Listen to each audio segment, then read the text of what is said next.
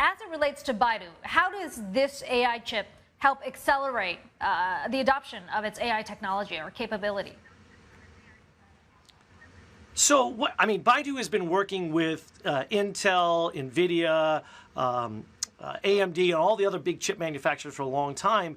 But a lot of companies have realized, like you mentioned, some of those other names, that to do AI-specific workloads really requires new types of silicon. We've seen Intel develop the Nirvana technology, or they bought Nirvana technology, and Baidu is doing the same thing. So Baidu has Paddle. That's their AI framework. That's the way people build these AI applications. And what they wanted to do is create a chip that could be optimized for that Paddle environment. And so that's what they're doing with these Kunlun chips. So they've apparently been working on them for years. It's been very much of a secret effort even within Baidu. And that was the big news from their Create event yesterday, was the release of these chips. Two different ones. One for what's called inferencing, and then one for what's called training.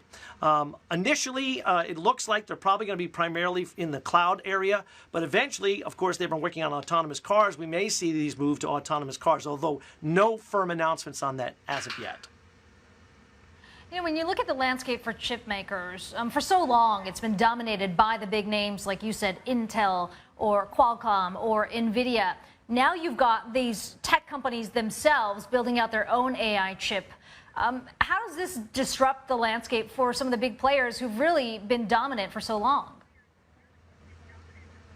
Well, the important thing to remember with a lot of these AI chips are they're essentially what are called accelerators. They're add-ons. So you're not going to replace your CPU or your GPU, but instead you're going to have additional chips that can work on these specific AI areas. So to be sure, it does change the dynamics of the environment, but what we're going to start to see is systems and servers that allow multiple different chips to work simultaneously, and they'll essentially sort of split things up and send one piece off to this chip, another piece off to that chip. But it certainly changes the dynamic of the environment, and it's going to make it very interesting moving forward.